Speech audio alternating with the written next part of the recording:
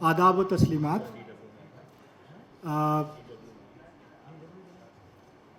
मैं इस पूरे पैनल को मुझे मतलब एक तरह से जिम्मेदारी सौंपी गई है कि मैं मॉडरेट करूं इसे। सबसे ज़्यादा सीनियर, और मैं कहूं कि ये जितने भी सहाफ़ी हैं, आप तारुफ़ की क्या ज़रूरत है पहचानते होंगे। अपने आप में ख़ुद एक इदारा है, एक मकतब फ़िक्र है, और सबकी अपनी एक अलग स्टाइल रही है, और मैं उसमें सबसे जूनियर हूँ। बहरहाल इसका जो मौजू है, मैं बड़ा फ़िक्रमंद था जब मुझे सुबह बताया गया कि जो एक vernacular media, Urdu media and कॉस्मोपॉलिटनिज़म।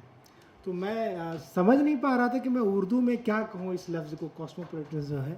बहरहाल मेरे जहन में बड़ी सोचो फ़िक्र के बाद एक लफ्ज़ आया जिसको हम कहते हैं उर्दू में आफाकी, या यूँ कहें कि जहाँ दीदगी या जहाँ दीदा जिसको कहते हैं। ये यानी ये कि जो वर्नाकुलर मीडिया है, मकामी जो इलाक़ाई ज़बानें हैं, उसमें उर्दू का भी अपना एक मकाम है, और इसकी आलमी सतह पे यानी दुनिया में इसका अपना क्या मकाम है, या इसकी अपनी क्या रसाई है। और इसकी एक ख़ूबी भी है कि मेरा ख़्याल है तकरीबन तमाम ममालिक में उर्दू ज़ुबान को किसी न हद तक डायस्पोरा है, पढ़ा लिखा जाता है। मैंने लंदन और अमेरिका में बाकायदा मुशाहदा किया है कि पाकिस्तान के, और यहाँ एक हैदराबाद का भी अखबार है जो दुबई वगैरह जाया करता था, और उसकी सैकड़ों की तादाद में कॉपियाँ रखी होती हैं, जहाँ पे ख़ास तौर पे जो मुस्लिम होटल्स हैं या वहाँ पे, और लोग अक्सर कॉपी ले जाके पढ़ते हैं। इसके अलावा मैं जब BBC ज्वाइन किया 2003 में, तो 4 में एक सिलसिला शुरू हुआ कि हर महीने एक रिपोर्ट आती थी, और उस रिपोर्ट में ये होता था कि इस महीने इस वेबसाइट्स को कितने लोगों ने पढ़ा। ज़ाहिर है तब वो ज़माना नहीं था कि सोशल मीडिया पे शेयर हो। अब तो ज़ाहिर है कि एक स्टोरी आप अपनी वेबसाइट पे लिखिए और उसके 20 प्लेटफॉर्म है, वहाँ शेयर कीजिए, और पूरी दुनिया में पहुँचती है। उस पर तबसरे भी आते हैं, सवाल जवाब भी होता है। बहरहाल तो एक रिपोर्ट के मुताबिक मुझे अच्छी तरह से याद है कि उस महीने में सबसे ज़्यादा जो BBC का पेज देखा गया वो जापान में देखा गया, और पूरे एडिटर से लेके सभी इस बात पे हैरान थे कि जापान में आखिर पहले लंदन और अमेरिका में होता था। शायद उसकी वजह 2003 और 4 में ये थी कि इंटरनेट की जो एक्सेस है, रसाई, वो बहुत कम थी, और वहाँ पे लोगों को वेबसाइट के बारे में मालूम था, पढ़ते थे। और ज़ाहिर है पाकिस्तान का एक डायस्पोरा था, उनकी खबरें होती थी, तो वो बाहर मुल्क में ज़्यादा करते होंगे। बहरहाल लेकिन ये जो मैंने बातें कही, इसका सिर्फ़ और सिर्फ मकसद ये था कि दुनिया का, चाहे वो मगरबी दुनिया हो, यूरोप हो, या हमारे बरसग़ीर में हो। BBC का एक और हवाला दे दूँ, मेरा ख़्याल है 2005 या 6 में एक सर्वे हुआ था, रेडियो उस ज़माने में था, और उसमें ये पाया गया था कि उर्दू ज़ुबान को बांग्लादेश में भी एक बड़ा तबका सुनता है। उनका जो सैरबीन प्रोग्राम था और सुबह जो जहानुमा आता था, उसको भी लोग सुनते थे वहाँ पे। ज़ाहिर है बांग्लादेश में उर्दू ज़ुबान कम लोग लिखते पढ़ते होंगे, लेकिन खूबसूरती उसकी या अंदाज़ समझते सभी थे, और यहाँ तो एक बड़ा तबका था ही हिंदुस्तान में। तो बहरहाल कहने का मतलब यह है कि उर्दू की अपनी जो खूबसूरती है, उसका जो अंदाज़ रहा है, या उसकी जो अपनी रसाई है, उसके जो लोग हैं, वो मुख्तलिफ़ ममालिक में रहे हैं, एशिया में, यूरोप में, अमेरिका से लेकर के।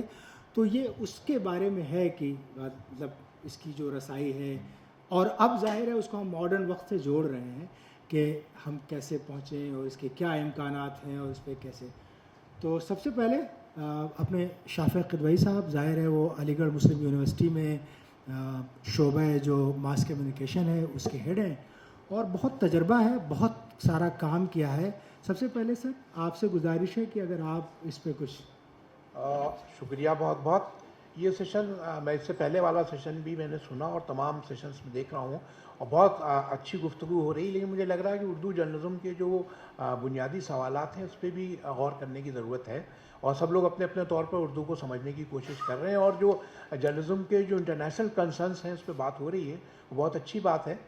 देखिए, जहाँ तक ये यूनिवर्सलिज्म की आप बात कर रहे हैं, यूनिवर्सल वैल्यूज़ की बात हो रही है ना। यूनिवर्सलिज्म जो है, कॉस्मोपॉलिटनिज्म जो है, वो एक तरह के प्लूरल सोसाइटी में आप कैसे रहे हैं, प्लूरल वैल्यूज़ क्या होती हैं, मुझे लग रहा है ये उसकी तरफ है मामला। है ना, कि जो रीजनल मीडिया है या उर्दू मीडिया है, इसने कैसे कोई कल्चरल प्लूरलिज्म को बढ़ावा दिया, जिसको आप और आगे बढ़ें कॉस्मोपॉलिटनिज्म भी उसी को कहते हैं। Absolutely. यूनिवर्सलिज्म, यानी आप जिस तरफ जा रहे हैं डिस्पोरा, मुझे नहीं लगता, मुझे मेरी जो मौजू के बारे में मेरी नाक़िस समझ है वो ये है। देखिए, पहली बात तो ये है कि उर्दू सहाफ़त के 200 साल हो गए और बहुत से लोगों ने उसमें मौलवी मोहम्मद बाक़र, कल भी मैंने अपनी गुफ्तगू में यही कहा था, मौलवी मोहम्मद बाक़र और तमाम मौलाना अबुल कलाम आज़ाद, इन तमाम लोगों का जिक्र हुआ।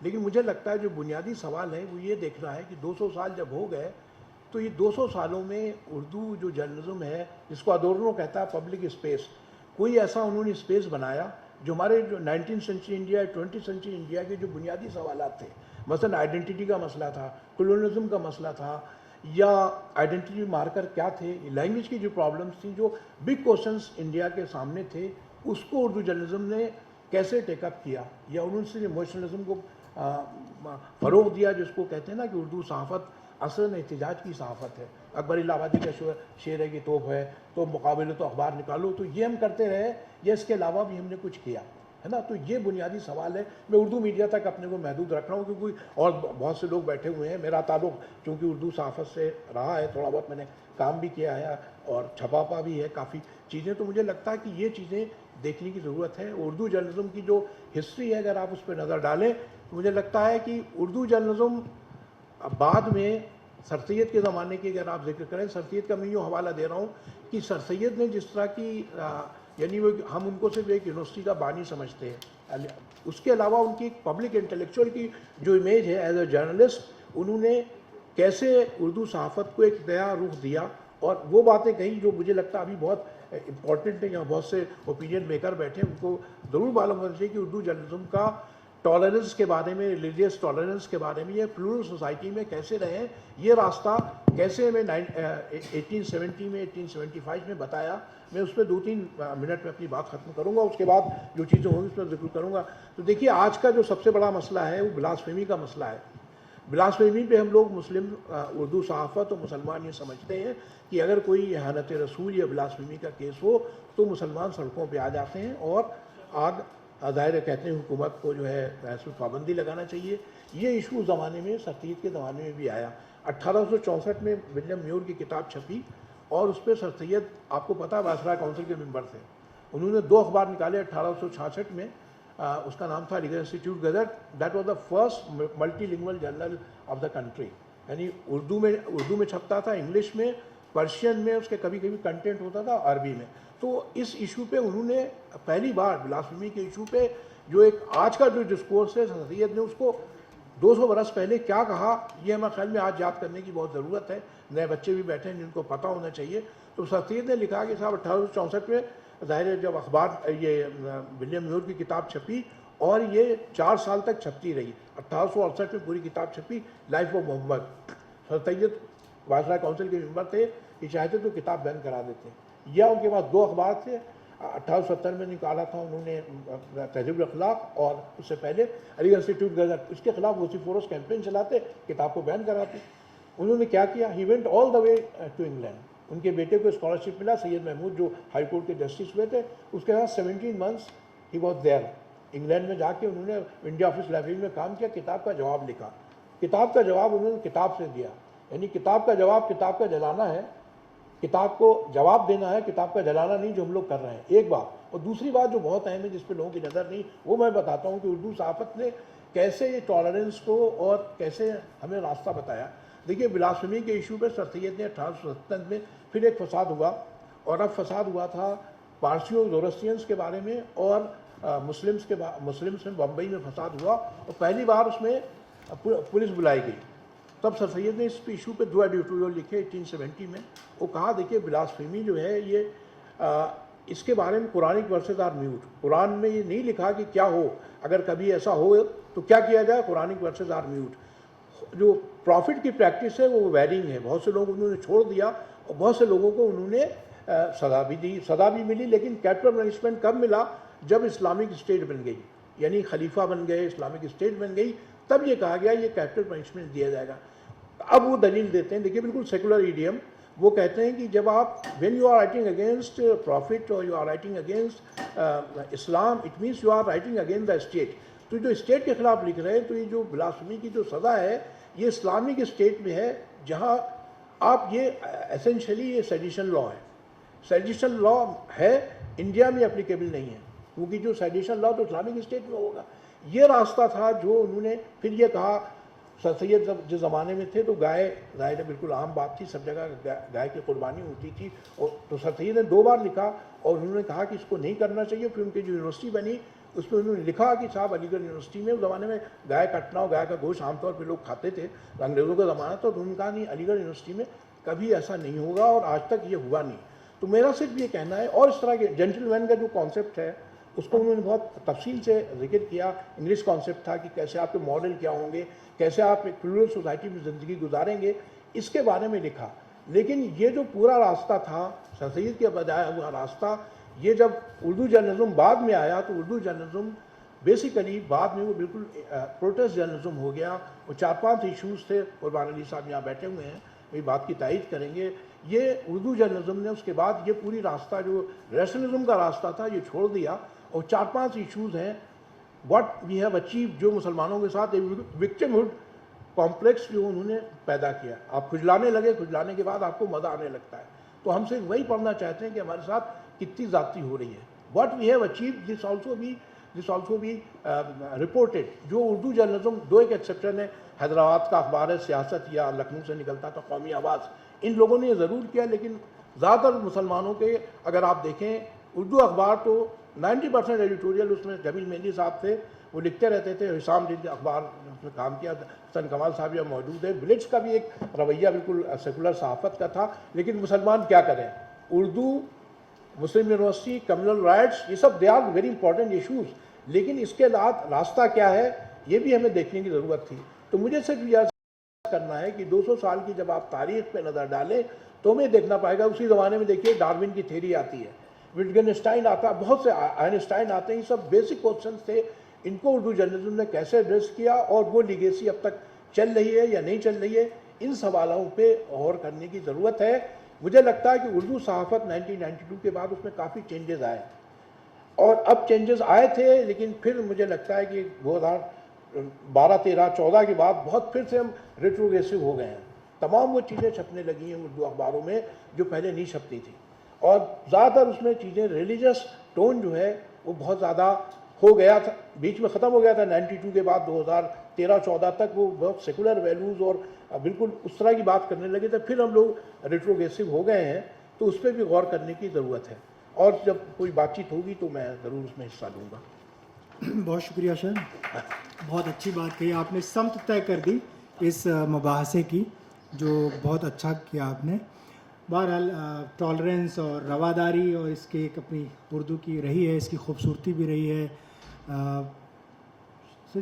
सतीश जैकब साहब, अब मैं क्या तारुफ करूँ, अब आप बताइए कि भाई उर्दू का अपनी जो तारीख़ रही है रवादारी की या लोगों में, और फिर उसके बाद जो उसके मुख्तलिफ़ अदवार मरहले चेंज होते रहे हैं, जैसे कि शाफे साहब ने बताया कि किसी ज़माने में, और ज़ाहिर है अब एक नया दौर भी शुरू हुआ है जो जिसकी बहुत बातें की जा रही हैं, वो ये है सोल्यूशन जर्नलिज़म, या बहुत से लोग उसको कंस्ट्रक्टिव जर्नलिज़म भी कहते हैं कि आम तौर पे सहाफ़ी हजरात मसाइल पे लिखते हैं और उठाते हैं, और बहुत कम ऐसा मौका होता है कि वो एक ही स्टोरी में या 2 स्टोरी करके बताएं कि भाई ये समाज में इश्यूज़ हैं और उसके मुमकिना इम्कानात ये हल हो सकते हैं। उस पर अब कोशिशें हो रही हैं। इनफैक्ट हम लोगों की भी एक ट्रेनिंग हो रही है कि एक ही स्टोरी में एक इशू को लें और फिर ये देखें कि ये जो इशू है समाज में, इसको किन लोगों से मिल के और कैसे उसी स्टोरी में पिरोया जाए ताकि लोग ये समझ सकें कि, तो उसके हवाले से अगर आप कहें कि भाई उर्दू की जो तारीख़ है रवादारी की, या जो इस वक्त मौजूदा है और फ्यूचर क्या होना चाहिए। देखिए साहब, आपने मुझे एक बड़ी मुश्किल में डाल दिया है। उसकी वजह यह है कि यहाँ पर 3-4 ऐसे लोग बैठे हैं जिनके साथ मैंने BBC में काम किया है और मैं कोई भी लफ्ज़ बोलूँगा वो मुझे छोड़ेंगे नहीं। बैठे और सामने मेरी जो नॉलेज है, जहाँ तक उर्दू जर्नलिज़म की बात है, वो मैं कह सकता हूँ कि मैं इतना कह सकता हूँ कि उर्दू किस्मत मेरी अच्छी है कि उर्दू मेरी बचपन से मेरी उर्दू पहली ज़ुबान है। हिंदी मैंने चौथी जमात में जब गया था तो मुझे हिंदी का कायदा दिया गया कि हिंदी पढ़ो, वहाँ से मैंने हिंदी पढ़ी। और एक अजीब मेरी ज़िंदगी ये रही है कि उर्दू मैंने चौथी क्लास में, हिंदी चौथी क्लास में शुरू करी, उर्दू मेरी ज़ुबान रही। अब वो ये सब मेरा कसूर नहीं है, मेरे बाप का कसूर है। मेरे बाप का कसूर ये हुआ कि वो एक कंजर्वेटिव हिंदू फैमिली में उनका जन्म हुआ था। मेरे दादा पैसे वाले होंगे, मुझे कुछ पता नहीं, मैं तो उनको उन्होंने बाहर पढ़ने भेज दिया। तो जब बाहर से पढ़ के आए घर गांव, तो उनकी जो बुआ थी, उनके पिताजी की बहन, वही उनको रखती थी। मेरे दादी की शायद मृत्यु हो चुकी थी। तो मेरी बुआ ने मेरे पिताजी से ये कहा, मुन्नी राय अच्छा है तू वापस आ गया, हमने तेरा बेहात तय कर दिया। तो उन्होंने कहा no, I don't want to marry, I want to see the girl. तो मेरी उनकी बुआ ने कहा, खबरदार जो तूने अपने मुंह से ये लफ्ज़ दोबारा, तेरी हिम्मत कैसी हो, तो उसको नहीं देख सकता। तो इन सब चीज़ों में अपने बाप से बात करने के बजाय मेरा बाप घर छोड़ के भाग गया। ही जस्ट लेफ्ट, और वो वापस कभी नहीं आए। उसके बाद अजीब व गरीब उनकी ज़िंदगी रही। फिर उनकी किसी मिशनरी से दोस्ती हुई और मिशनरी उनको चर्च ले गए लाहौर में। तो वहाँ पर कुछ लड़कियाँ थीं, उन्हें पता नहीं था लड़कियाँ कौन है। वो एक वो कोरस, वो सिंगिंग के लिए होती थी क्वायर, उसमें बैठी थी। तो वो गाना वाना गा रही थी। तो मेरे फादर जवान होंगे बहुत, और वो मिशनरी थोड़ा बुढ़ा था। तो कहने लगे, फादर ये लड़की कौन है? कहने लगे क्या मतलब? कहने लगे ये लड़की मुझे अच्छी लगती है। शराब, तुम हिंदू है, ये ईसाई है। तो उसने कहा तो उसमें क्या फ़र्क पड़ता है? तो उसने कहा नहीं फ़र्क नहीं पड़ता, तुम तो बहस मत करो, चलो यहाँ से। तो वो उन्होंने जाके उस सिस्टर से कहा कि मैं इनसे मैरी करना चाहता हूँ। तो उन्होंने उनसे ये कहा कि तुम कौन हो? तो उन्होंने कहा मैं मुन्नी राय हूँ। उन्होंने कहा तुम्हारी शादी नहीं हो, तुम्हारा माइकल नाम होता तो मैं कर देती, तुम्हारा नाम मुन्नी राय है, उनसे कैसे हो सकता है? तो उन्होंने कहा मुझे आप माइकल बना लो। तो वो क्रिश्चियन हो गए और उनका नाम मुन्नी राय नहीं रहा, उनका नाम हो गया जेकब, मुन्नी राय से। और उन्होंने मेरी मदर से शादी कर ली, मेरा जन्म हो गया। लेकिन बदकिस्मती ये थी कि मैं 4 महीने का था, वो चल बसी। अब मेरे दादा ने मेरे पिताजी को ये संवाद भेजा था कि मुन्नी राय तू कभी यहाँ मत आना गांव में, अगर तू आया तो तुझे मैं अपने हाथ से गोली मारूंगा। तो उन्हें हमारी नाक कटा दी। तो मेरा बाप डर के मारे वहाँ कभी नहीं गया।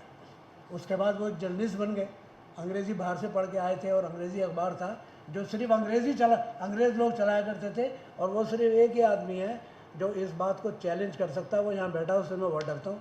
कल रात को भी उसने मुझे डांटा था। तो वो ये था कि वो जिस अखबार में मेरे फादर काम करते थे एज ए सब एडिटर और समथिंग, वो सिर्फ अंग्रेज़ लोग चलाया करते थे वहाँ लाहौर में। सिविल एंड मिलिट्री गज़ेट, अंग्रेज़ी एडिटर होते थे, वही सारे होते वहाँ पे। उनको क्योंकि वो बाहर से पढ़ के आए थे, उन्होंने वो सब बना दिया। तो वहाँ वो काम करते थे। तो मतलब कहने का मेरा ये है कि उर्दू मेरी ज़ुबान यूँ है कि जब मैं पैदा हुआ तो मेरे फादर लाहौर से दिल्ली आ गए, और दिल्ली में जब वापस आए तो उस ज़माने में दिल्ली सिर्फ पुरानी दिल्ली थी, और मीर तकी की ज़ुबान में दिल्ली जो एक शहर था, आलम में इंतखाब, मैं रहने वाला हूँ उस शहर का। तो हम लोग वहाँ रहे, गलियों में रहे, और उर्दू में उर्दू हमारे यहाँ शादियाँ होती थी, मुसलमानों की शादियाँ होती थी। तो हम सारे मुसलमान दोस्त थे, खेलते रहते थे। तो कहते थे अबे सतीश शाम को वहाँ चलना है, उसकी शादी हो गई और वापस आ गए। और उसकी वो क्या होती है दूसरी दावत जो घर हो, वलीमा, दावत वलीमा। तो हम यही देखते रहते थे कि दावत वलीमा कहाँ है, और जिसका भी होता था वहाँ जाके खाना खाया जाती थी। और वो प्लेटें जो होती थी हम गिना करते थे कितनी प्लेटें हो गई, तो 4 प्लेटें हो गई, 5 प्लेटें, इस तरीके से खाते। तो हम उस ज़ुबान में रहें। पर्दा वहाँ सब जगह पर्दा था, लेकिन बच्चों के लिए पर्दा नहीं होता था। लेकिन ये होता था जब हम बड़े हुए तो हमने फिर एक स्ट्रैटेजी ये बनाई कि भाई सामने किसी से बात तो कर नहीं सकते, तो छतों पे हम पतंग उड़ाते थे, और लड़कियां बैठ के वो अपने बुनती थी, तो उनको दूर दूर से देखा करते थे। तो उस माहौल में हम रहे। तो उर्दू तो मेरी जान है। अब मैं यहाँ बैठे हुए नहीं है, लेकिन उनकी किताब आई है उसके पर कल उन्होंने कोई ड्रामे की किताब लिखी है, शाहिद हुसैन की।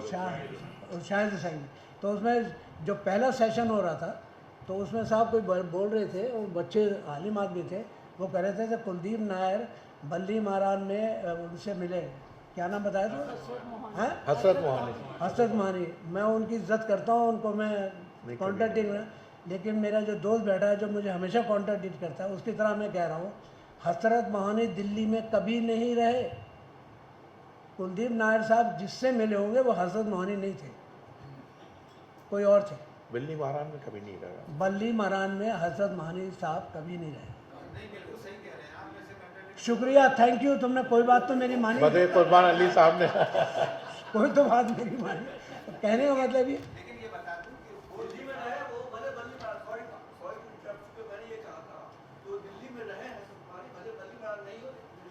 वो तो एमपी थे तो रहते थे, वो अलग बात है।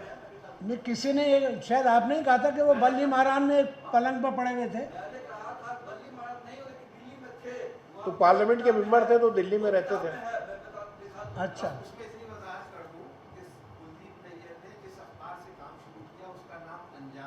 अंजाम था। आगाज और अंजाम में जो कंट्रास्ट है वो देखिए।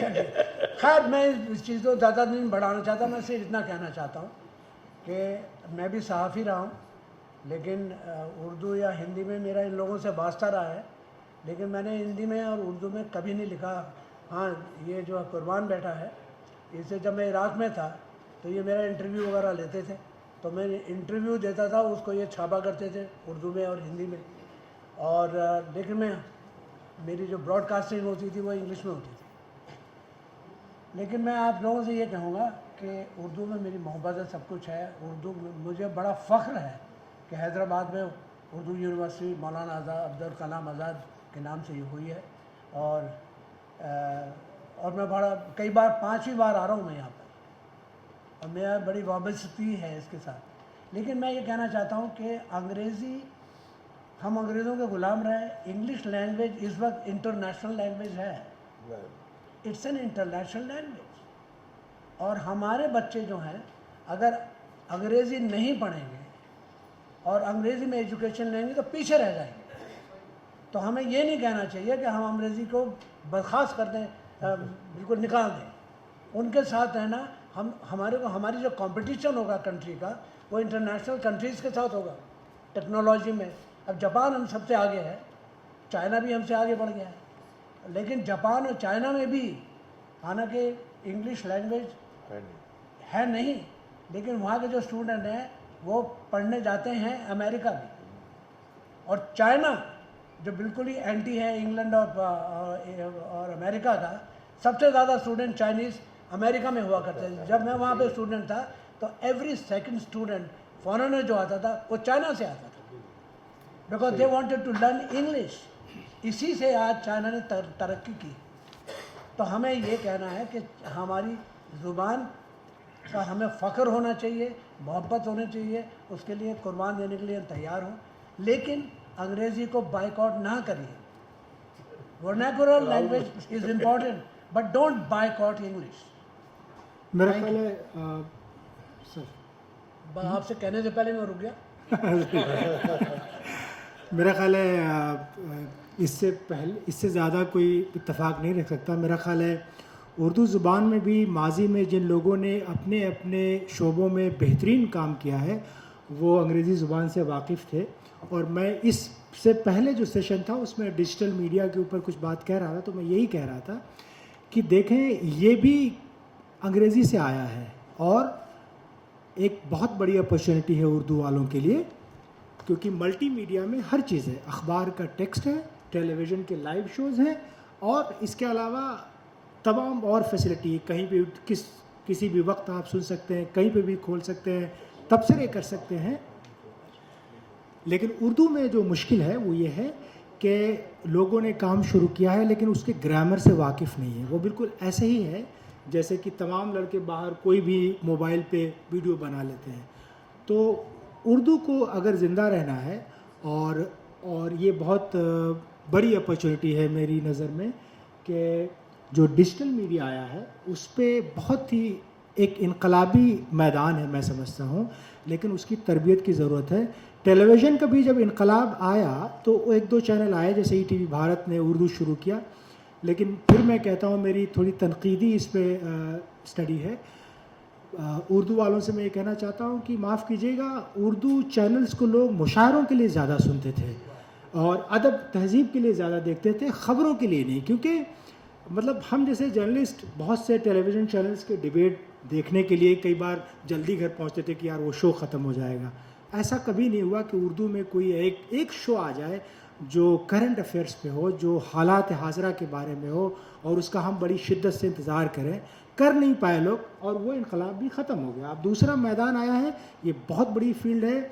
अगर तो जो नए तलबा हैं, स्टूडेंट्स, उनको बेहतरीन तरीके से बताए, उनमें बहुत पैशन है, उनमें बहुत ज़्यादा क्रिएटिविटी है, पोटेंशियल है, लेकिन उर्दू में माफ़ कीजिएगा जितने भी लोग तरबियत देने वाले इदारों में हैं और जो एडिटर्स हैं उनको डिजिटल मीडिया का डी नहीं पता है, वो यही नहीं जानते। सपोज़ मैं एडिटर हूँ और मुझे कहना हो कि हैदराबाद,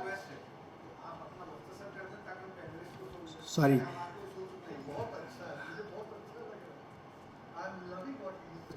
बस मैं ख़त्म कर रहा हूँ सर। तो बस बात कहना ये कि जो प्रोफेशनल हजरात हैं उनकी हम मदद लें और नए लोगों को ट्रेन करें। और आप देखिएगा मतलब उर्दू में बीबीसी के जो वीडियोस आते हैं मुख्तलिफ चैनल, मिलियंस में लोग देखते हैं और उसको आप देखिए जब एक ही स्टोरी में मिलियंस में देखते हैं तो क्या हाल होगा।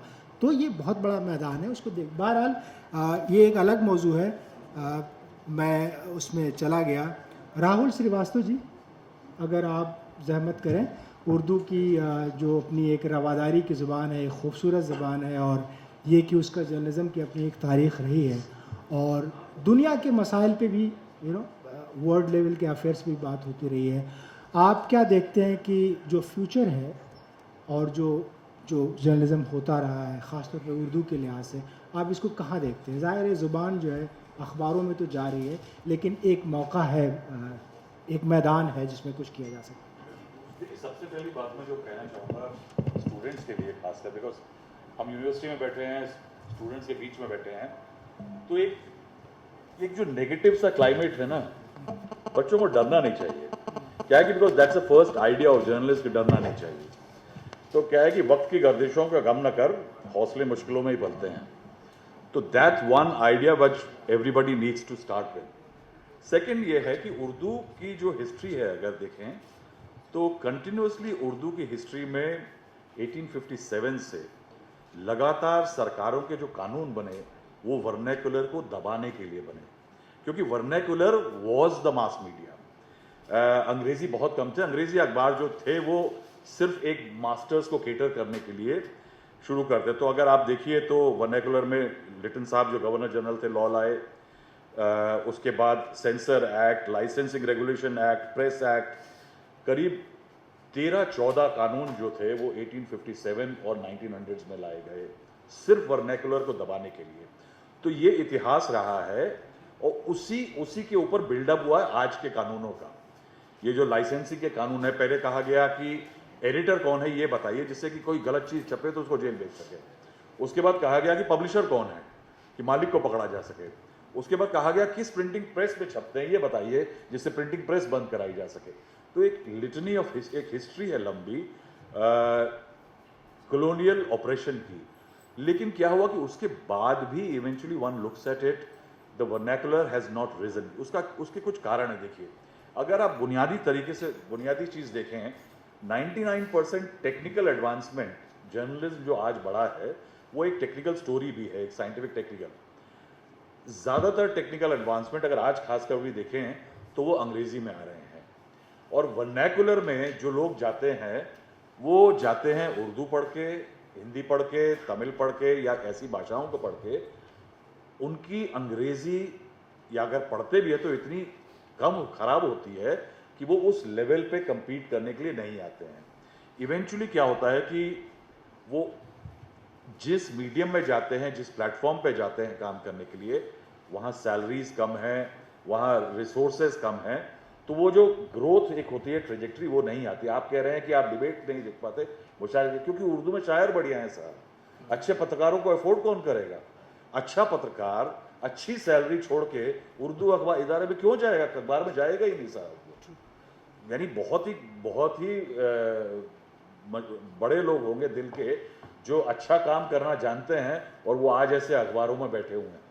यही हालत एक समय पे हिंदी अखबारों की भी थी, हिंदी पत्रकारिता की भी थी।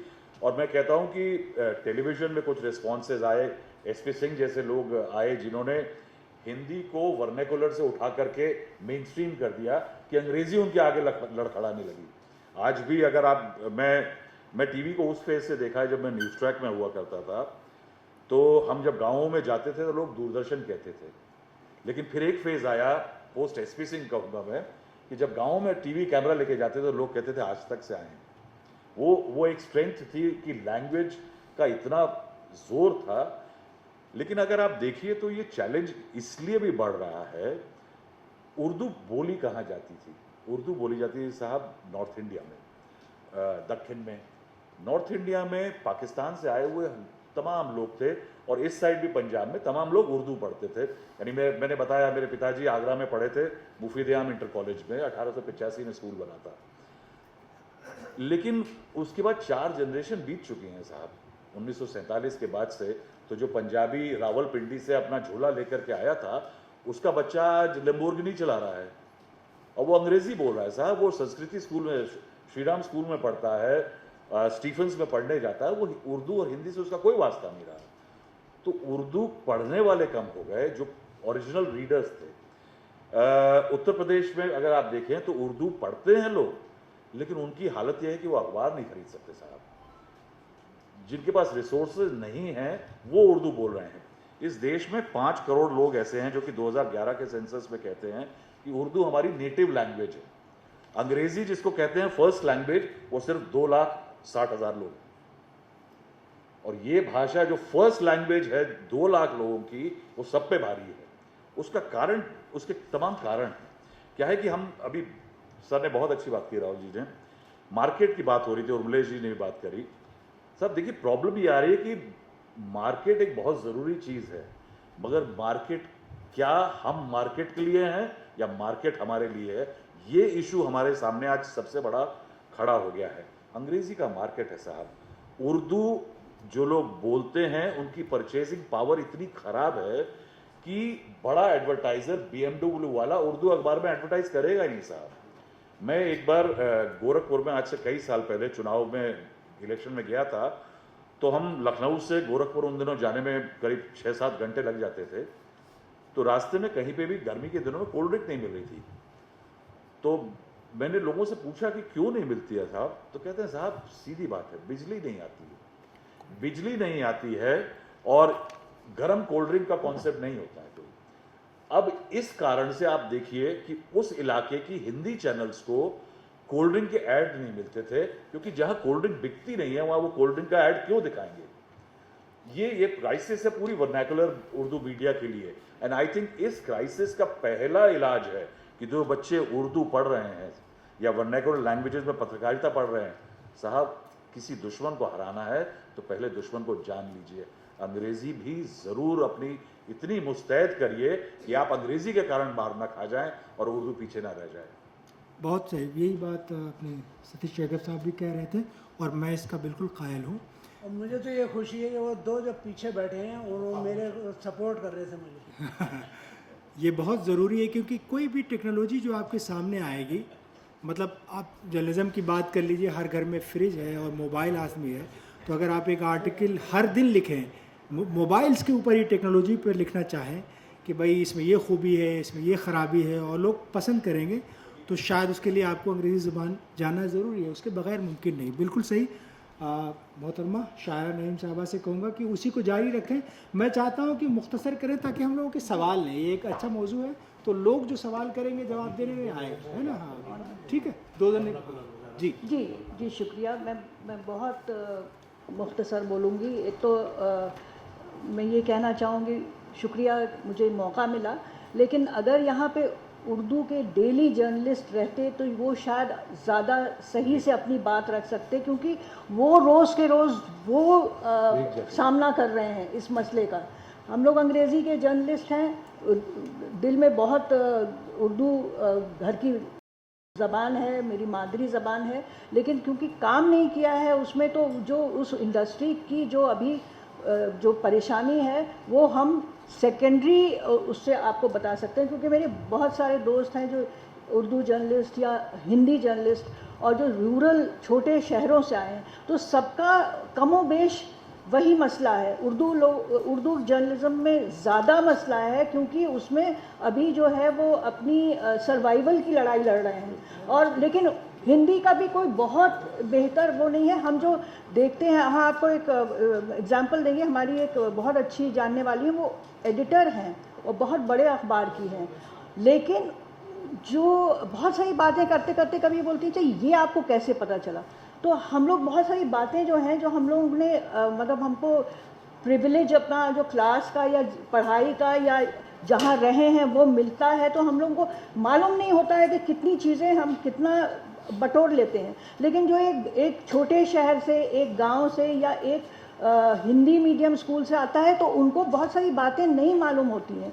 और जब आप एक जर्नलिस्ट होते हैं तो आपका एक बहुत बड़ा एक बहुत वसी आपका एक वो पढ़ाई लिखाई और इसका वो खाली जर्नलिज्म का कोर्स करने का नहीं होता है, आपको वो रोज़ाना अपने को अपडेट करना होता है, रोज़ाना पढ़ना होता है। तो हमें ये देखना होगा कि उनकी ज़बानों में कितना मटेरियल अवेलेबल है। इंटरनेट भी जो है तो वो उर्दू और अंग्रेज़ी ज़बानों में रेफरेंस मटेरियल आपको, जैसे हम लोग को अंग्रेज़ी में जल्दी से मिल जाता है, वो नहीं मुहैया होता है। तो जो अभी जो मसले हैं उनके पास हैं, कितनी दफ़ा जो है कि हम लोग अपने दोस्तों की मदद कर देते हैं कि भाई ये आंकड़े चाहिए, ये उन लोगों को। दूसरी चीज़ जो पावर की है, पावर नहीं है तो इंटरनेट कहाँ है।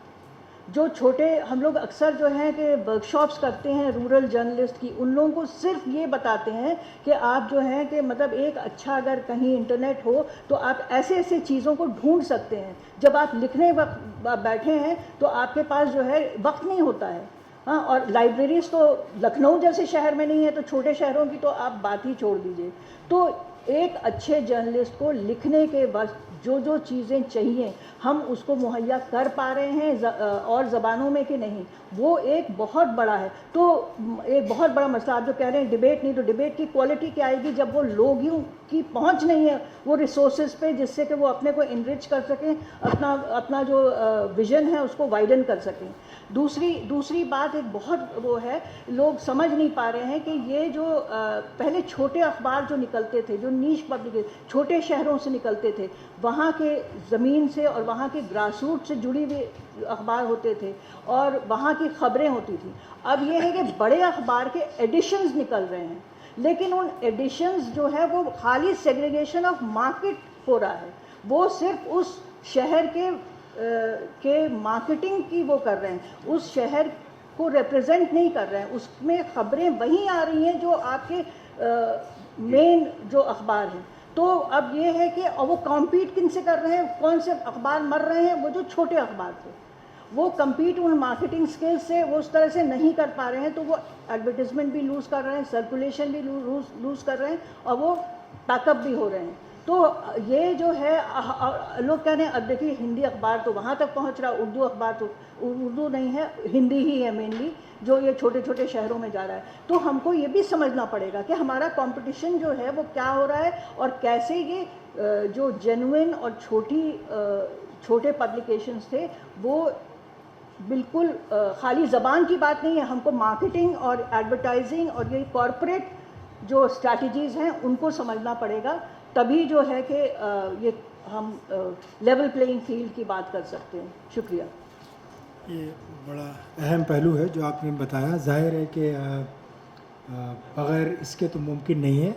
वसाइल चाहिए, रिसोर्सेज चाहिए और जिस तरह का कंपटीशन है उसके लिए और ज़्यादा चाहिए, ताकि लोग जो हैं, इसीलिए ख़ास तौर पे आपने देखा होगा जो तलबा यहाँ पे बैठे हैं स्टूडेंट्स, कि भाई आपको दोनों ज़ुबानें सीखनी है और उसके साथ जो है तभी आगे बढ़ सकते हैं। अब हमारे पास दो हैं सवाल लेने से पहले, तो मैं अनंत विजय जी आप बताइए कि उर्दू की बात हो रही थी कि भाई रवादारी की और ये कि मुख्तलिफ़ जो सब्जेक्ट्स हैं, इश्यूज़ हैं, उस पे उर्दू ज़ुबान ने वक्त के साथ बहुत तरह तरह की कई बार बड़ी रवादारी या टॉलरेंस की भी बात की है, और दुनिया के जो मसाइल हैं उस पर भी बात की है। मौजूदा दौर में चूँकि आप जिस ऑर्गेनाइजेशन से ताल्लुक़ रखते हैं वहाँ से ज़ाहिर है उर्दू अखबार भी इनकलाब एक बड़ा मेरा ख्याल है इस वक्त सबसे लीडिंग अखबार है उर्दू का। आप अपने ख्यालात पेश कीजिए कि और बेहतर कैसे हो सकता है।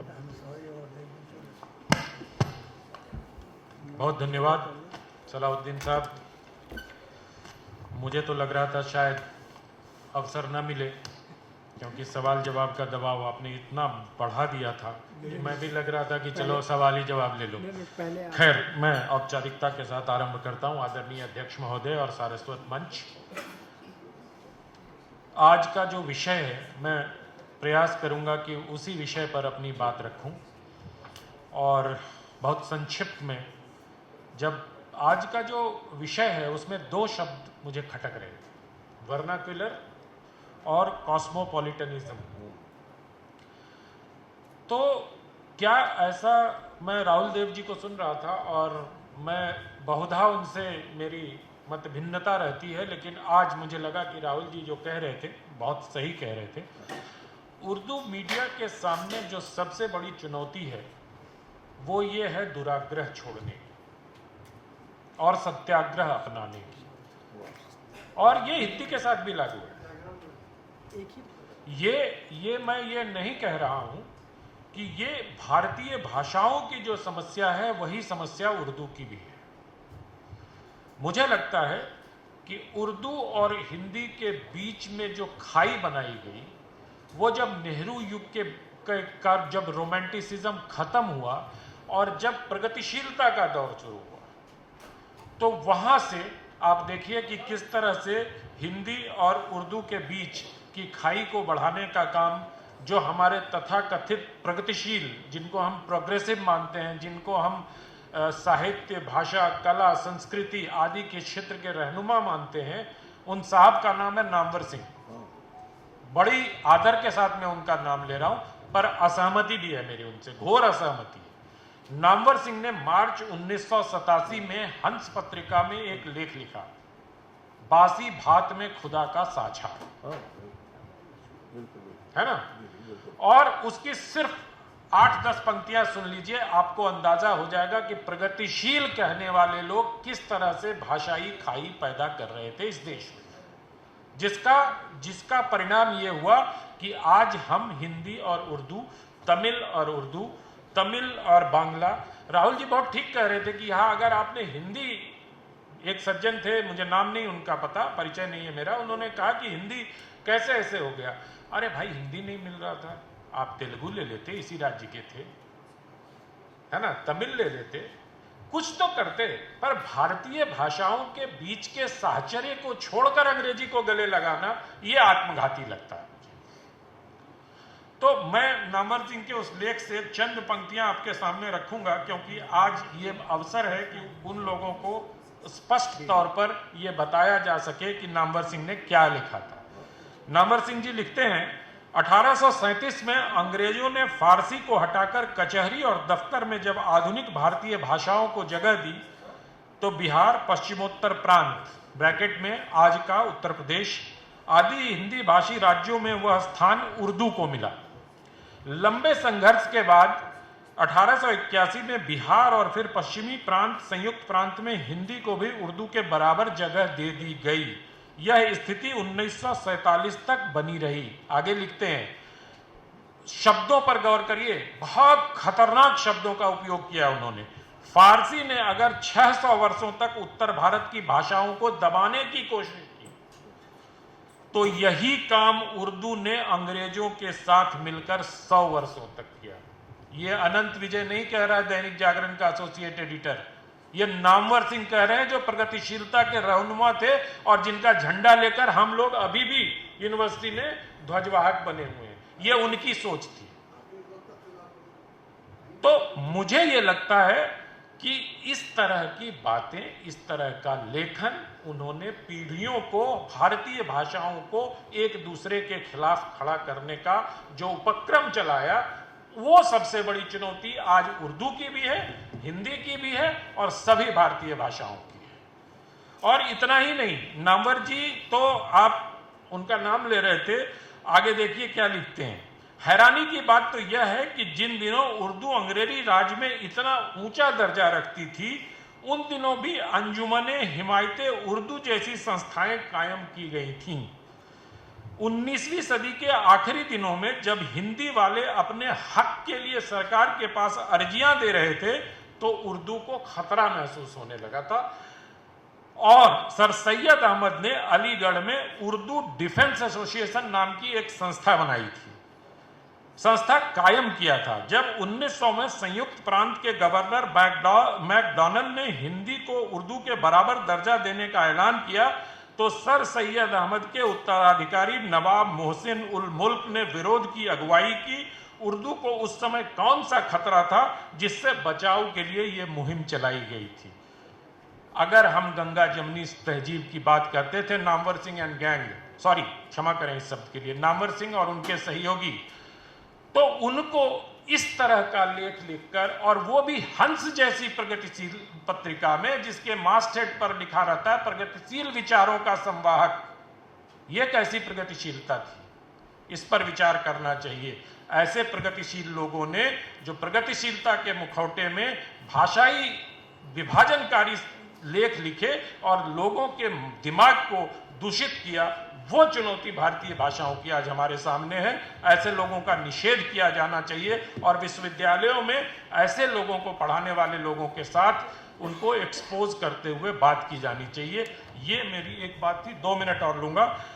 भारतीय भाषाओं का जो संकट है, जैसा मैंने कहा, वही उर्दू का भी संकट है। उर्दू भाषा में मेरी जानकारी नहीं है, लेकिन इनकलाब और हम एक ही बिल्डिंग से निकलते हैं, इसलिए मुझे कई बार उन लोगों से बातचीत में ये लगता है कि व्याकरण पर वहां काम नहीं हो रहा, वहां शब्दकोश बनाने पर काम नहीं हो रहा है, वहां नए शब्दों को गढ़ने पर काम नहीं हो रहा है, वहां नई सोच, बदलते समाज की पहचान या बदलते यथार्थ को पकड़ने की कोशिश नहीं हो रही। तो और ये हर भारतीय भाषा में हो रहा है ऐसा। हिंदी में जाने कब से शब्दकोश अपडेशन का काम नहीं हुआ है।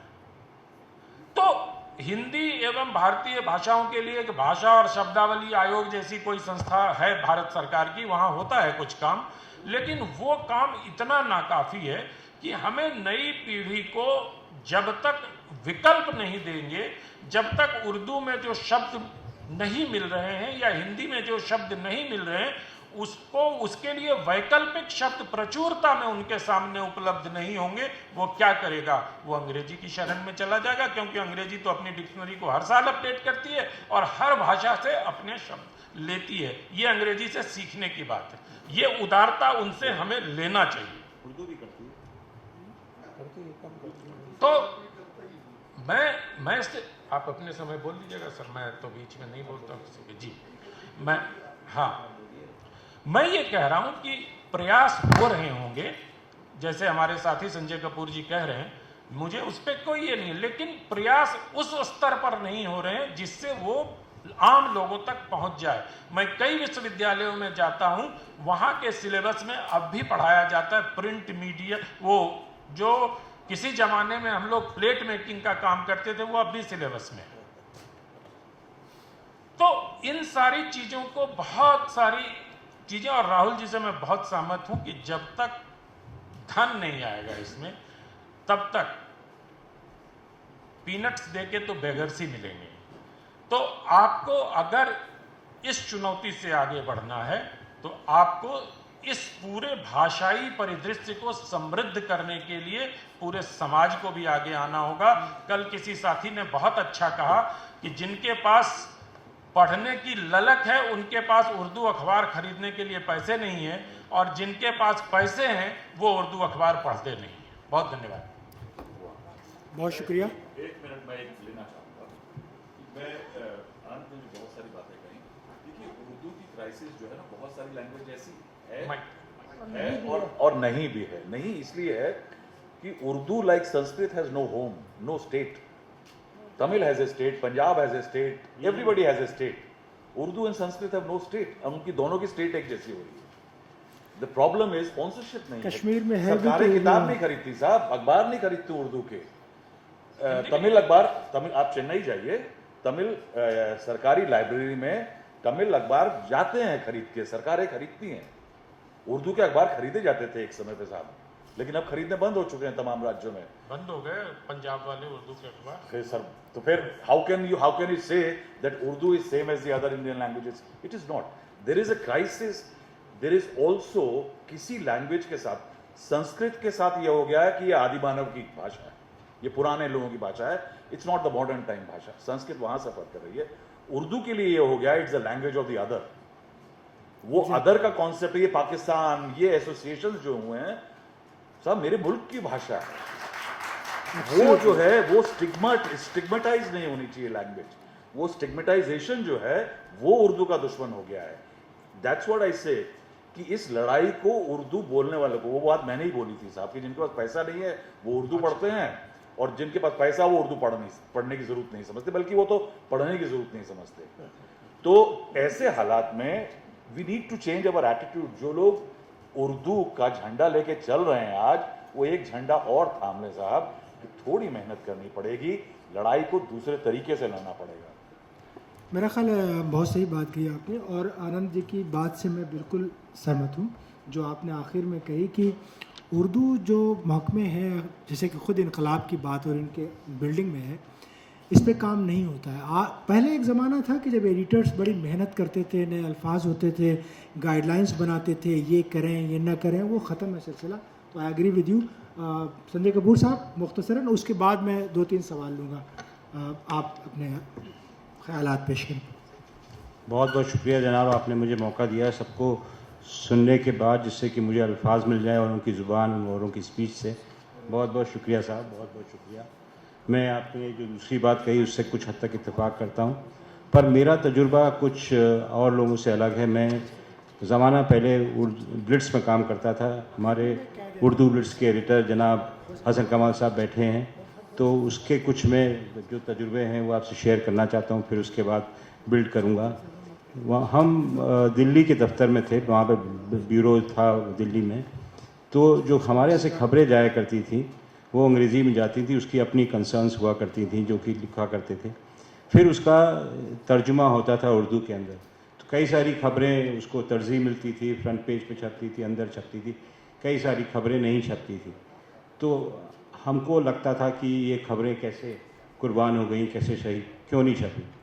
तब एक आध दफ़ा जब शुरुआत में ज्वाइन किया था, तब कमाल साहब से बात करते थे, हम पूछते थे क्या हुआ, तो बताते थे कि हमारी रीडरशिप नहीं है वो उस तरफ। अगर आपने कुछ फैशन ओरिएंटेड भेज दिया या कुछ डिफेंस रिलेटेड इशू भेज दिया तो उसके पढ़ने वाले तकरीबन कम हैं। तो उस चक्कर में कई सारी चीज़ें चली जाती थी, और धीमे धीमे दिमागी तौर से आदमी ट्रेन हो जाता है, उसको एहसास होता है कि कौन सी खबर छपेगी, कौन सी खबर नहीं छपेगी, और उस तरीके से भेजी जाती हैं।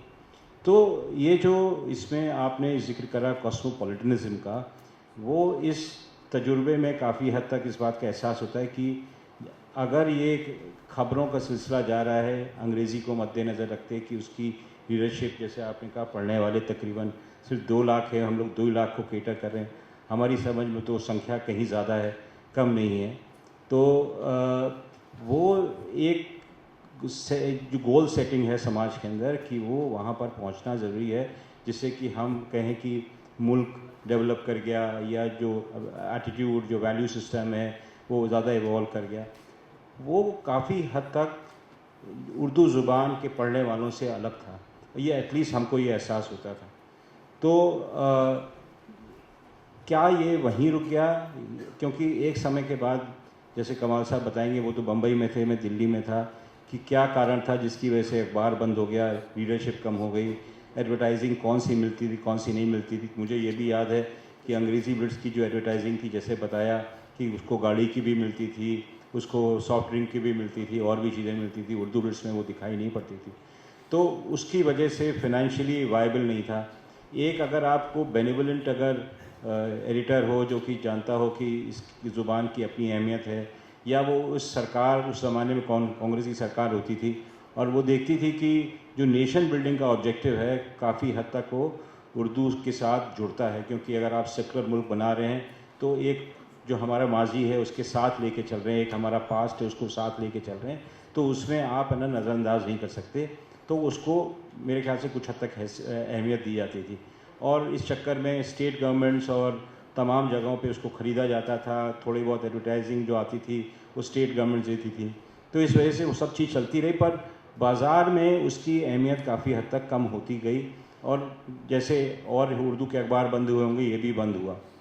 तो ये मैं अपना सोचा कि मैंने अपना तजुर्बा उसके बारे में, जो मेरा उर्दू प्रेस का जो सीधा ताल्लुक़ रहा है, उससे आपसे शेयर करूं। पर मैंने उसके बाद थोड़ा और देखा, और जो अभी आनंद साहब ने बोला कि इसमें जो ज़ुबान है इसमें इजाफा नहीं हुआ, नए अल्फाज नहीं जुड़े, तमाम चीज़ें। उर्दू ज़ुबान की सबसे बड़ी ताकत मानी जाती थी कि ये और ज़ुबान को और अल्फाज को ले लेता है। उनका अगर आप देखें फ़रहंग असिफिया जो उनकी बेसिकली डिक्शनरी है, उसके अंदर तमाम अल्फाज फ़ारसी से आए हैं, अरबिक से आए हैं, अंग्रेज़ी से बहुत सारे आए हैं, हिंदी भी मेरे ख्याल से काफ़ी हद तक आ गई। जो सबसे बड़ा चैलेंज इस ज़ुबान का यही है कि ये ज़ुबान हिंदी ज़ुबान से मिलती जुलती है, और जिसको ज़्यादा अहमियत मिलती है, जैसे सरकार आज की तारीख में ज़्यादा अहमियत दे रही है हिंदी को, और जैसे राहुल ने बोला कि इसका स्टिग्मा जुड़ा हुआ है उर्दू ज़ुबान के साथ, ख़ासकर उर्दू स्क्रिप्ट के साथ, कि इसको लैंग्वेज ऑफ द पार्टीशन बोला जाता है, ये ऐसी ज़ुबान जिसकी वजह से ये हुआ। तो जो उर्दू पढ़ने वाले जो ऑटोमेटिक होते वो भी हिंदी में बात करने लगे, वो पढ़ने लगे, और उनको मेरे ख्याल से उर्दू ज़ुबान की ज़रूरत महसूस नहीं होती है। तो जो स्क्रिप्ट है वो it is declining primarily at the expense of the Hindi script. जितने भी जहाँ पर इनको ऑटोमेटिकली जानी थी ये ज़ुबान, वो वहाँ तक जाती है ज़ुबान के तौर पे, पर स्क्रिप्ट के तौर पे नहीं जाती है। तो ये जो बड़ा चैलेंज है, ये मेरे ख्याल से इसमें डिटर्मिन होना चाहिए इस कॉन्फ्रेंस के अंदर कि ये लड़ाई सिर्फ कंटेंट में स्क्रिप्ट की है कि ज़ुबान की भी है, क्योंकि जो स्क्रिप्ट है वो ड्विंडल कर रही, पर बोलने वालों में तो काफ़ी ऐसे हैं जो कि हिंदी पढ़ते हैं, कई जगह पे हिंदी अखबार पढ़ते हैं। मेरे ख्याल से दैनिक जागरण उन घरों में भी जाता है जहाँ पर पहले एक ज़माने में सिर्फ उर्दू अखबार जाया करते थे। तो ये काफ़ी हद तक बदलाव हो गया। और दूसरी बात, किस तरीके से इस ज़ुबान को बचाया जाए। मेरे ख्याल से बिना स्टेट पेट्रनेज के ये ज़ुबान को बचाना बहुत मुश्किल है, और जिस तरीके से तमाम इंफॉर्मेशन डिपार्टमेंट ये सब लोगों ने ख़रीदना बंद कर दिया है, मदरसे का ऑडिट हो रहा है, लोगों को भय और डर में रखा जा रहा है कि अगर आप ज़ुबान से जुड़े रहेंगे तो आपको नुकसान हो सकता है, कोई नौकरी मिलती नहीं है अगर आप सिर्फ वो करें। और ये पूरा इस तरीके के माहौल के अंदर मुझे नहीं लगता कि स्टेट इज़ एनकरेजिंग किसी को भी उर्दू पढ़ने के लिए या उस पे ना जुड़ने के लिए। तीसरी बात ये कहूँगा कि उर्दू टेक्नोलॉजी से काफ़ी हद तक है ना दूर होती जा रही है। मुझे इस बात का एहसास नहीं है कि यहाँ पर इस एल्गोरिथम का इस्तेमाल हो रहा है कि नहीं हो रहा है, किस तरीके के लोग आ रहे हैं, किस तरीके के मुद्दे आ रहे हैं। जैसे अभी किसी साहब ने, आपने में से किसी ने बताया कि जो अखबार हैं उसका जो कंटेंट है वो कंटेंट फिर स्लाइड करने लगा, जो 2014 तक है ना जिस तरीके की बातें लिखी जाती थी, जब हम लोग इकोनॉमिक लिबरलाइजेशन, जब सरदार जी मुख्य प्रधानमंत्री थे तो कुछ और शायद मुद्दे होते थे, पर अब तकरीबन वापस हिंदू मुस्लिम झगड़ा तमाम ऐसी चीज़ें आने लगी। तो जो कंटेंट का भी कंट्रीब्यूशन है उर्दू के डिक्लाइन के अंदर, उसके ऊपर भी बात होनी चाहिए। क्या हमारे बीच में कोई भी उर्दू ज़ुबान लिखने वाला है जो कि बिज़नेस जर्नलिस्ट हो, जो कि डिफेंस पे लिखता हो या कुछ और चीज़? मुझे तो याद नहीं। हम दिल्ली में तमाम लोगों के बीच में घूमते हैं, किसकी महारत इन सब मुद्दों के ऊपर? बहुत कम ऐसे एकाध होंगे।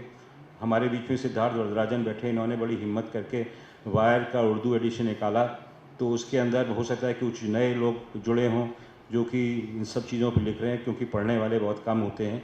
पर मुद्दा ये है कि अपने आप को स्पेशलाइज नहीं करा, अपनी चीज़ों में, कई सारी चीज़ों में नहीं करा, और वो भी अपने आप में इसको भाषा को, उस कंटेंट को कमज़ोर करे। ये तो सरकार का बहुत बड़ा चैलेंज है। दूसरी बात ये इसकी अपनी कमज़ोरियां हैं जो कि सामने आ रही। शुक्रिया। मुझे हुक्म मिला है कि चूँकि यहाँ पे एक और सेशन हम वैसे भी बहुत ताख़ीर से शुरू किए, लेकिन कि इसको रैप अप किया जाए क्योंकि एक दूसरा सेशन के लोग इंतज़ार कर रहे हैं। लेकिन फिर भी राहुल देव साहब का एक सवाल है मुख्तसर। अच्छा, ठीक है, कह दीजिए प्लीज़। जो विषय है आज का, उसमें जो कॉस्मोपॉलिटन कॉस्मोपॉलिटनिज्म शब्द है, मैं उस पर थोड़ी बात करना चाहता हूँ। हिंदी या दूसरी भाषाएं, हर भाषा का अपना कॉस्मोस होता है। हिंदी का अलग है, उर्दू का अलग है, इंग्लिश का अलग है। तो कोई कॉमन कॉस्मोपॉलिटिज्म है, कहाँ है, उसको तलाशना पड़ेगा। तो ये जो अलग अलग कॉस्मोस हैं, यानी जो दुनिया है, हर भाषा पूरा एक संसार और दुनिया होती है। कुछ भाषाएं जो करीबी भाषाएं हैं, उनका साझा संसार होता है, उनका कॉस्मोस साझा या कॉमन या काफ़ी कुछ एक दूसरे के करीब होता है, कुछ दूर का होता है। ये समझ लेना चाहिए हर हिंदुस्तानी ज़ुबान के बोलने पढ़ने वाले को कि हिंदुस्तानी ज़ुबानों का जो साझा कॉस्मोस है उसमें और अंग्रेज़ी के कॉस्मोस में कुछ बहुत बुनियादी फ़र्क हैं। इसलिए मैंने आखिरी जो बात कही थी फिर कह रहा हूँ कि उर्दू को ख़तरा, हिंदी को जो ख़तरा है उससे 1000 गुना ज़्यादा बड़ा है। लेकिन दोनों अगर लड़ सकते हैं उस साझे खतरे से, उस खतरा साझा भी है, तो करीब रहकर ही उससे लड़ सकते हैं। आप अंग्रेज़ी और अंग्रेज़ियत के करीब जाएंगे तो खा लिए जाएंगे, क्योंकि वो एक अलग है कॉस्मोस। हमें उससे बुदराव नहीं है। मैं और जाहिर कर दूं, कुछ लोगों को ये गलतफहमी हुई होगी मुझे पढ़ के कि मैं अंग्रेज़ी के ख़िलाफ़ हूँ। मैं मूलतः बुनियादी तौर पे अंग्रेज़ी का पत्रकार रहा हूँ। हिंदी में 9 साल 10 साल बाद आया हूँ, अंग्रेज़ी से हिंदी में आया हूँ। तो अंग्रेज़ी से कोई मुश्किल नहीं है मुझे उससे घोर इश्क है बाकायदा। लेकिन जो ख़तरा है उसको भी दिखना ज़रूरी है और बहुत साफ साफ उसको समझना ज़रूरी है। अभी हम वो नहीं कर पा रहे। बस, शुक्रिया जनाब। तशनगी बाकी रही होगी और जाहिर है कि जैसे कि इश्क है, लेकिन इश्क के दरमियान भी ख़तरात हैं। जी आप कुछ कह रहे हैं पचौरी साहब, प्लीज़ माइक। उर्दू को लेके हम कल से सुन रहे हैं और कॉन्फ्रेंस इसलिए हुई थी कि उर्दू जो सहाफ़त है उसके 200 साल हों और उसका हम जश्न बनाएं यहाँ पर।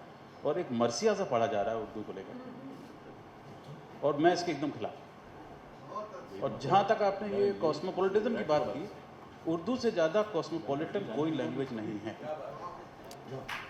मेरे साथी जितने भी हैं वो पढ़ लें। उर्दू का जो शुरुआत है, ये शब्द जो है उर्दू, ये उर्दू से बना है जो टर्किश का शब्द है।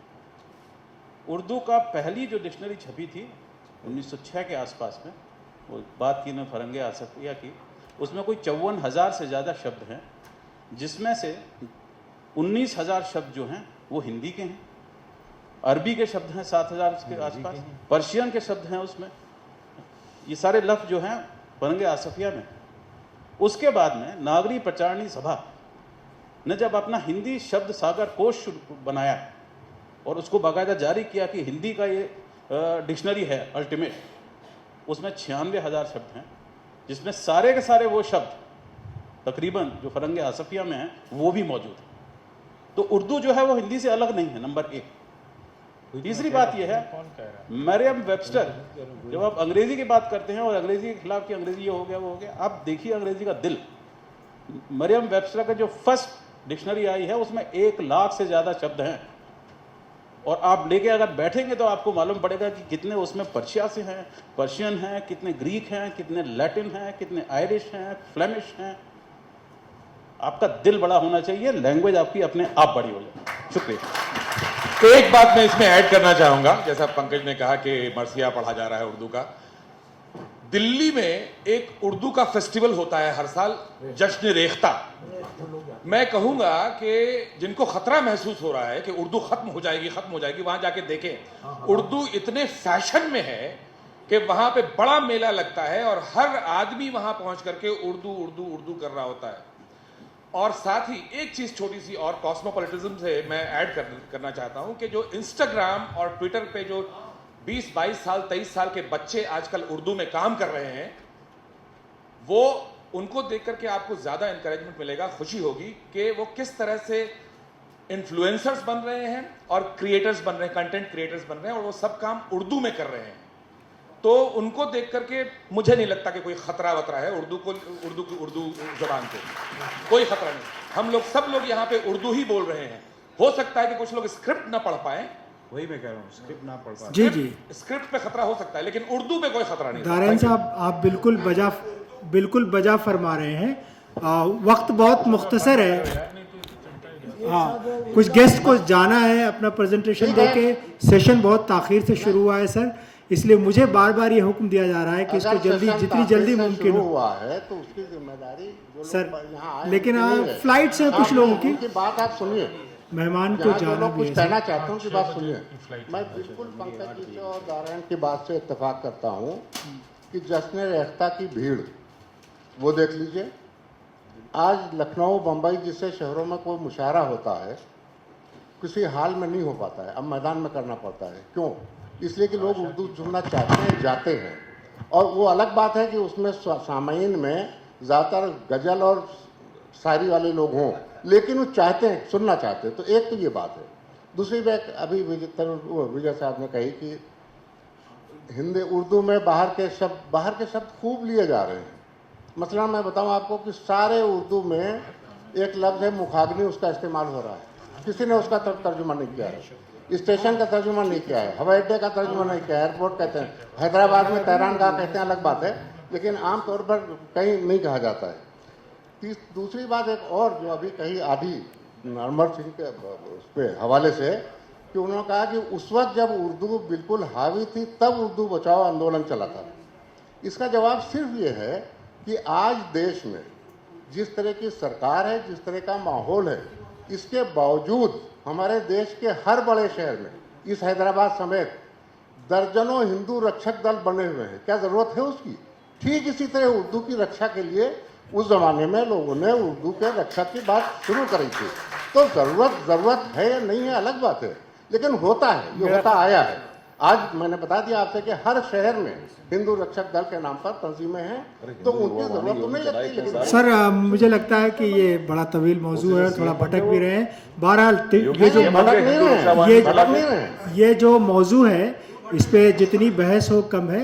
मुझे पूरा एहसास है कि तशनगी पूरी नहीं हुई, लेकिन बहरहाल मैं इस बात की सबसे मुत्तफिक हूँ कि उर्दू के लिए एक बहुत बड़ा मैदान है, बहुत बड़ा फ्यूचर है, बशर्ते कि हम प्रोफेशनल हो। और आप यकीन माने कि अगर तो आपने पेशा वाराना तरीके से जर्नलिज्म नए प्लेटफॉर्म पे शुरू किया, जो आपको एक इनकलाबी मैदान है, मैंने बताया, तो यकीन माने कि आपकी कहीं ज़ुबान नहीं गई है, आप पूरी दुनिया में पहुंचेंगे, एक्सेस बढ़ेगी। और मैं बिल्कुल मुत्तफिक हूँ कि उर्दू मरने वाली नहीं है और ये मज़ीद आगे बढ़ेगी। बहुत शुक्रिया, बहुत शुक्रिया।